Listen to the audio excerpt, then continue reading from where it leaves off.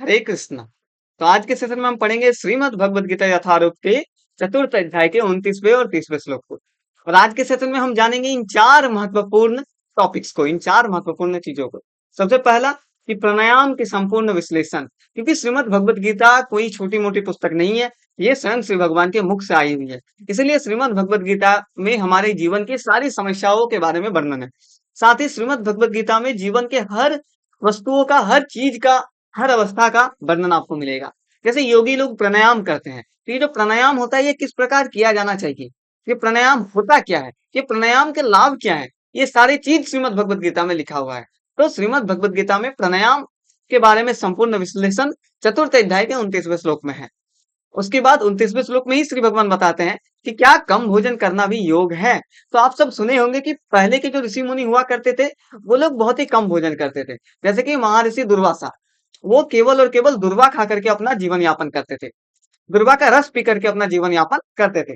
जैसे कि और सारे कई सारे ऋषि मुनि हैं, कोई अब पेड़ के छाल को ग्रहण करते थे, कोई एक टाइम का भोजन ग्रहण करते थे। तो सभी लोग भोजन में हमेशा अल्पाहार करते थे। और चाणक्य के बाद भी आप सब सुने होंगे कि चाणक्य जी कहते हैं कि विद्यार्थी का जो होता है, विद्यार्थी का 5 लक्षण होता है, उन 5 लक्षणों में एक अल्पाहारी भी है। अल्पाहारी, गृह त्यागी, काग चेष्टा, भको ध्यानम और स्वान इंद्र, ये 5 कैरेक्टरिस्टिक्स होना चाहिए विद्यार्थियों में, ये चाणक्य जी कह करके गए हैं। तो अल्पाहारी करना या क्या कम भोजन करना योग है, इसके बारे में भी हम आज के सेशन में जानेंगे। साथ ही जानेंगे कि पाप कर्मों से मुक्ति कैसे मिलेगी, क्योंकि हमें इन दुनिया में जो भी है सबको पाप कर्मों से मुक्ति मिलना है, क्योंकि जाने अनजाने हम सबसे कई सारे पाप हो चुके हैं। अब इन सारे पापों से हमें मुक्ति चाहिए, तो इन पाप कर्मों से मुक्ति कैसे मिलेगी ये भी जानेंगे आज ही के सेशन में। साथ ही जानेंगे दिव्य आकाश की ओर कौन बढ़ रहे हैं और कौन है जो इस दिव्य आकाश की ओर बढ़ रहे हैं। दिव्य आकाश अर्थात दिव्य ज्ञान की ओर बढ़ रहे हैं, अर्थात एक ऐसे ज्ञान की ओर बढ़ रहे हैं जहां उन्हें सब कुछ पता रहेगा कि श्री भगवान क्या है, श्री भगवान, हम श्री भगवान को क्या कर सकते हैं, हम किस लिए इस दुनिया में आए हैं, वो सब उसे पता चलेगा। तो ये चार चीज को पढ़ेंगे आज के सेशन में। तो चलिए आज के सेशन को प्रारंभ करते हैं। अब भूमिका में जो मंत्र है इनका उच्चारण कर लेते हैं, उसके पश्चात प्रारंभ करते हैं आज के सेशन को। ओम ज्ञानतिमिरान्धस्य ज्ञानाञ्जनः शलाकया चक्षुर्नमिलितं येन तस्मै श्री गुरुवे नमः। श्री चैतन्य मनोभीष्टं स्थापितं येन भूतले स्वयं रूपः कदा मह्यं ददाति स्वपदान्तिकं। वन्दे अहं श्रीगुरुः श्रीयुत्पदकमलं श्रीगुरून् वैष्णवांश्च श्रीरूपं साग्रजातं सागन रघुनाथनमित्तं तं सजीवं साद्वैतं सावधूतं परिजनसहितं कृष्ण चैतन्य देवं श्री राधा कृष्ण पादान सागन ललिता श्री विशाखान्वितां सृज। हे कृष्ण करुणा सिंधु दीनबंधु जगतपते गोपेश गोपिका कांत राधा कांत नमस्तुते। तप्त कांचन गौरांगी राधे वृंदावनेश्वरी मृदभानो सुते देवी प्रणमामि हरिप्रिये। वाञ्छकल्पतरुभ्यश्च कृपा सिन्धुभ्य एव च पतितानां पावनेभ्यो वैष्णवेभ्यो नमो नमः। श्री कृष्ण चैतन्य प्रभु नित्यानंद श्री अद्वैत गदाधर श्रीवासादि गौर भक्तवृंद। हरे कृष्ण कृष्ण कृष्ण हरे हरे, हरे राम राम राम हरे हरे। चलिए अब प्रारंभ करते हैं श्रीमद् भगवद गीता यथारूप के 29वें श्लोक को, जिसमें श्री भगवान कहते हैं आपाने जुह्वति प्राणम प्राणो अपानम तथा परे प्राणापान गतिरुद्धवा प्राणायाम परायणाः अपरे नियताहाराः प्राणान प्राणेषु जुह्वति। इसका अर्थ है कि अन्य लोग भी हैं जो समाधि में रहने के लिए श्वास को रोके रहते हैं, अर्थात ऐसे कई सारे लोग हैं जो समाधि में रहने के लिए प्राणायाम करते रहते हैं या श्वास को रोके रहते हैं। वे अपान में प्राण को और प्राण में अपान को रोकने का अभ्यास करते हैं।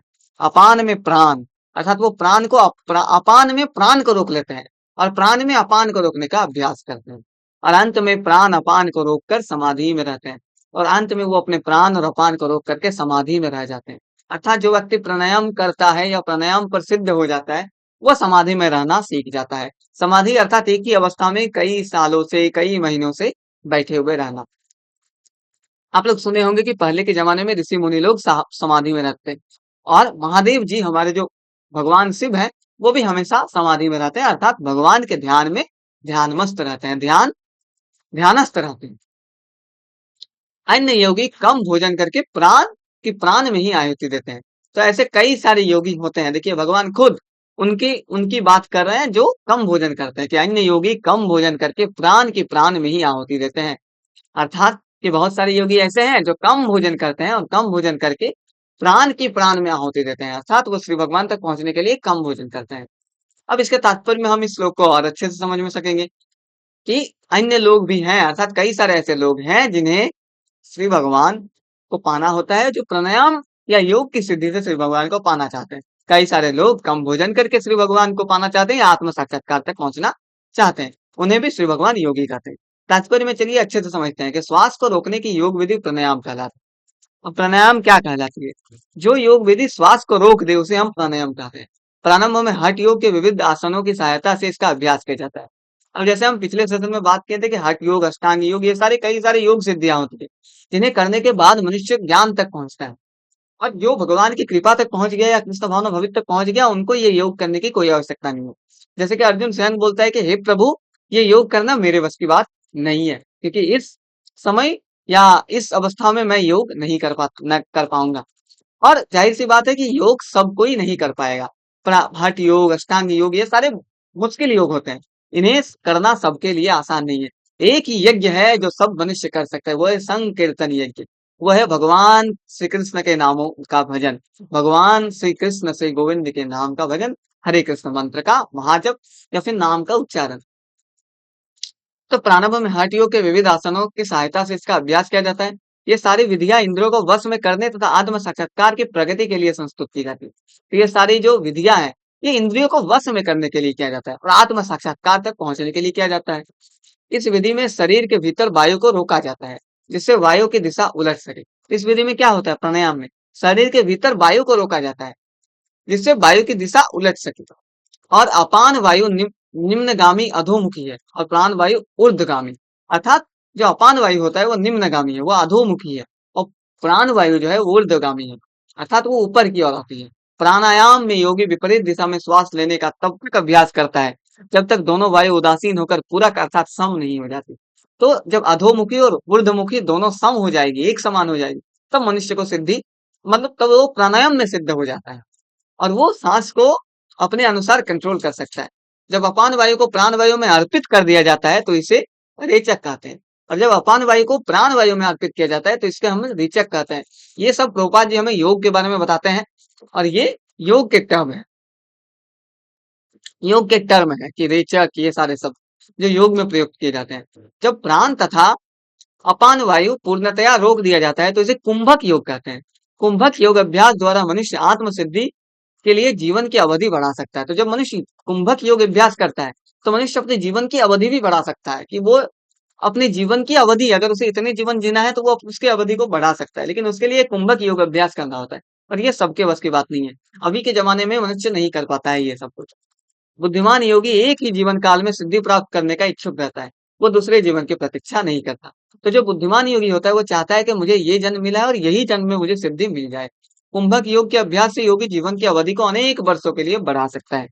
तो जो मनुष्य कुंभक योग करता है वो अनेक वर्षों के लिए अपने जीवन की अवधि को बढ़ा सकता है, किंतु भगवान के दिव्य प्रेम भक्ति में स्थित रहने के कारण कृष्ण भावना भवित मनुष्य स्वतः इंद्रियों को नियंता जितेंद्रिय बन जाता है। अब देखिए यहाँ पे प्रभुपाद जी ये कहते हैं कि जो व्यक्ति भगवान के दिव्य प्रेमा भक्ति में स्थित है, अर्थात भगवान की भक्ति में स्थित है, उसके इंद्रियां स्वतः ही नियंत्रण में आ जाती है और वो इंद्रियों का नियंता बन जाता है, अर्थात जितेंद्रिय बन जाता है। उसकी इंद्रिया कृष्ण की सेवा में तत्पर रहने के कारण अन्य किसी कार्य में प्रवृत्त होने का अवसर ही नहीं पाती। फलतः जीवन के अंत में उसे स्वतः भगवान कृष्ण के दिव्य पद पर स्थानांतरित कर दिया जाता है, अतः वह दीर्घजीवी बनने का प्रयत्न नहीं करता। तो जो भगवान का भक्त होता है वो कभी भी दीर्घजीवी बनने का प्रयत्न नहीं करता, क्योंकि उसे पता है कि मुझे अंत में श्री भगवान के पास पहुंचना होता है। इसलिए वो चाहता है कि जितनी जल्दी से, मतलब वो ये नहीं चाहता कि जीवन चले जाए, लेकिन वो ये चाहता है कि मुझे जितनी जल्दी हो पाए श्री भगवान तक मैं पहुंचना चाहता हूँ। और क्योंकि उसे इस जीवन में भी श्री भगवान मिल जाते हैं, हम पहले पढ़ चुके हैं, भगवान कहते हैं और प्रभुपाद जी भी कहते हैं कि जो मनुष्य भगवान का भक्त होता है उसे यहाँ पर भी, इस भौतिक जगत में भी भगवान मिलते हैं और भौतिक जगत से छूटने के बाद भी भगवान मिलते हैं। तो वो हर जगह प्रसन्न रहता है, वो सदैव प्रसन्न रहता है, वो सदैव आत्मतुष्ट रहता है। तो उसे दीर्घजीवी बनने का प्रयत्न वो नहीं करता, वो तुरंत मोक्ष के पद को प्राप्त कर लेता है। जैसे कि भगवत गीता में ही कहा गया है, 18वें अध्याय में भगवत गीता में क्या कहा गया है कि माम च यो अव्यभिचारेण भक्ति योगेन सेवते सगुणान् समतीत्य तान ब्रह्म भूयाय कल्पते। अर्थात जो व्यक्ति भगवान की निश्चल भक्ति में प्रवृत्त होता है वो प्रकृति के गुणों को लांग जाता है। हम अभी कुछ दिन पहले हम लोग पढ़े थे कि प्रकृति के गुणों को कैसे लांघा जाए। तो जो व्यक्ति भगवान के निश्चल भक्ति में प्रवृत्त होता है वो इस प्रकृति के 3 गुणों को लांघ जाता है। 3 गुण क्या क्या? रजोगुण, सतोगुण और तमोगुण। रजोगुण जिसमें जो गृहस्थ जीवन जीता है। तमोगुण जो जिन्हें कुछ पता ही नहीं रहता कि क्या हो रहा है क्या नहीं, जो नशा में व्यभिचारी में ये सब में अपने जीवन को जीता है। और सतोगुण जो संत, महान ऋषि और सिद्ध पुरुष लोग जीते हैं। और कई सारे सिद्ध पुरुष ऐसे होते हैं जो तीनों गुणों को लांघ जाते हैं। तो जो भगवान का भक्त होता है वो तीनों गुणों को लांघ जाता है। कृष्ण भावना भवित व्यक्ति दिव्य अवस्था से प्रारंभ करता है और निरंतर उसी चेतना में रहता है, अतः उसका पतन नहीं होता और अंततः वो भगवत धाम को जाता है। तो अंततः भगवत धाम को कौन जाता है? कृष्ण भावना अमृत व्यक्ति, कृष्ण भावना भवित व्यक्ति। कृष्ण प्रसादम को खाते रहने में स्वतः कम खाने की आदत पड़ जाती है। तो जो भगवान कृष्ण के प्रसाद को खाता है वो हमेशा कम खाने की उसकी आदत पड़ जाती है। और जब वो कम खाना खाता है तो उसकी इंद्रियां ऑटोमेटिकली निग्रह में रहता है, कंट्रोल में रहती है। इंद्र निग्रह के मामले में कम भोजन करना अल्पाहार अत्यंत लाभप्रद होता है। इसीलिए चैतन्य जी, इसीलिए चाणक्य जी ये कहे थे कि जो विद्यार्थी होते हैं उन्हें अल्पाहारी रहना चाहिए, उन्हें कम खाना खाना चाहिए ताकि उन्हें इंद्रियां, उनके मन उनके वश में रहे और वो अपने कार्य पर पूर्णतः फोकस कर पाए। और इंद्र निग्रह के बिना भावबंधन से निकल पाना संभव नहीं। और जब तक मनुष्य के इंद्रियां वश में नहीं आएंगे तब तक मनुष्य इस भावबंधन से निकल नहीं पाएगा। इंद्रियां अर्थात ये 5 सेंस ऑर्गन, इंद्रियां ऐसे 11 होते हैं। 5 ज्ञानेंद्रियां जो आंख, कान, नाक ये सब है, जीभ और स्किन, त्वचा, ये 5 ज्ञानेंद्रियां। 5 कर्मेंद्रियां होती हैं जिसमें हाथ, पैर और भी 3 होते हैं, वो हम पढ़ेंगे, श्रीमद् भगवत गीता में ही पढ़ेंगे। और एक मन भी इंद्रिया में ही आती है। तो ये था 29वां श्लोक। अब 30वें श्लोक में पढ़ते हैं श्री भगवान हमें क्या बताते हैं। वो कहते हैं सर्वे अप्पयेते यज्ञविदो यज्ञ क्षपित कल्मषाः यज्ञ शिष्टामृत भोजो यान्ति ब्रह्म सनातनम। अर्थात ये सभी यज्ञ करने वाले यज्ञों का अर्थ जानने के कारण पाप कर्मों से मुक्त हो जाते हैं। तो पाप कर्मों से मुक्त कौन होते हैं? जो ये सारे यज्ञ कहते हैं करते हैं। चतुर्थ अध्याय में हमें इन यज्ञों का ही वर्णन मिलता है कि किन यज्ञों को करके मनुष्य पाप कर्मों से मुक्त हो जाते हैं। और चतुर्थ अध्याय के जितने भी सेशन थे ये सारे सेशंस में आपको छोटे छोटे भागों में सारे श्लोक मिल जाएंगे।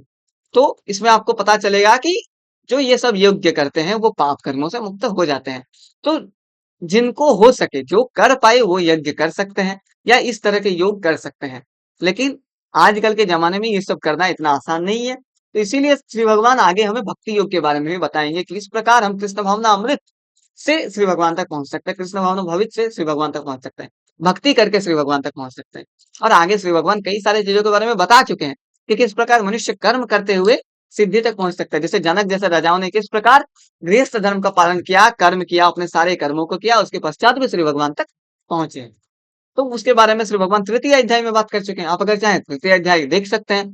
तृतीय अध्याय में सारा सेशन आपको मिलेगा जिसमें आपको संपूर्ण तृतीय अध्याय के सारे श्लोक मिलेंगे, साथ ही सबके तात्पर्य में मिलेंगे और ये भी मिलेगा कि प्रभुपाद जी हमें उनसे क्या कहते हैं और श्री भगवान क्या कहते हैं। तो इन सभी यज्ञ करने वाले जो कर पाते हैं वो सारे पाप कर्मों से मुक्त हो जाते हैं। और यज्ञों के फल रूपी अमृत को चखकर, देखिए यहाँ भगवान कहते हैं कि यज्ञों के फल का जो अमृत है उसे वो मिलता है। जो मनुष्य जो यज्ञ करता है उसका फल उसे मिलना ही है।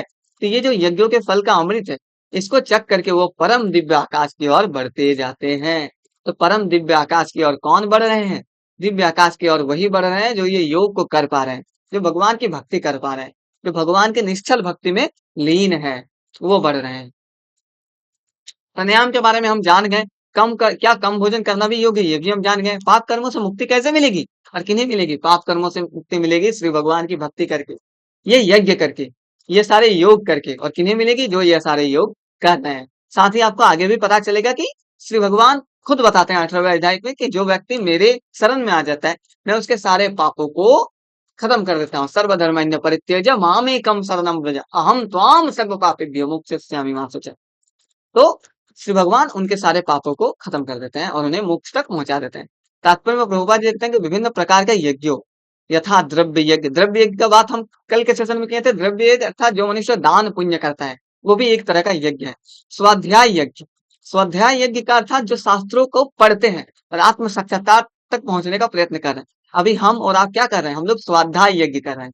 हम लोग शास्त्रों को पढ़ रहे हैं और शास्त्रों को समझने का प्रयत्न कर रहे हैं। एक होता है योग यज्ञ। योग यज्ञ में मनुष्य प्राणायाम की चेष्टा करता है, प्राणायाम करता है, और भी कई सारे योग होते हैं, वो सब करता है।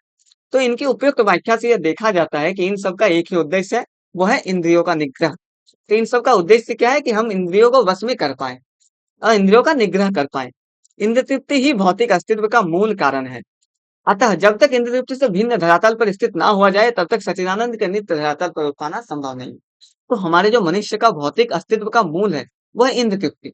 मनुष्य इंद्र तृप्ति के लिए ही जीवन जी रहा है। हमें भोजन की आवश्यकता है, क्योंकि हमें अपने अपने इंद्रियों को भोजन करवाना है।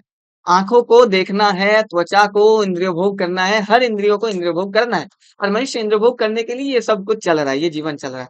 तो जो मनुष्य इस इंद्र को निग्रह कर पाएगा, ऐसा नहीं है कि इंद्रियों का भोग ही नहीं करना है, लेकिन इंद्रियों को अनियमित भोग नहीं करने देना है। तो जो मनुष्य इन इंद्रियों को निग्रह कर पाएगा, इन इंद्रियों को वश में कर पाएगा, वो अंततः श्री भगवान तक पहुंच पाएगा। यह धरातल नित्य आकाश या ब्रह्म आकाश में है। उपयुक्त सारे यज्ञों में संसार के पाप कर्मों से विमल हुआ जा सकता है। तो ये सारे जितने योग यज्ञ हैं, इनमें से अगर कोई मनुष्य एक या दो यज्ञ भी करता है, जैसे स्वाध्याय यज्ञ करता है, द्रव्य यज्ञ करता है, तो मनुष्य पाप कर्मों से मुक्त हो सकता है। कहा जाता है ना, दान पुण्य करने से पाप कर्मों से मुक्ति मिलती है। भगवत गीता या श्री रामचरितमानस पढ़ने से पाप कर्मों से मुक्ति मिलती है। श्रीमद् भागवत पढ़ने से पाप कर्मों से मुक्ति मिलती है। तो ये होता है स्वाध्याय यज्ञ। जीवन में इस प्रगति से मनुष्य न केवल सुखी और ऐश्वर्यवान बनता है।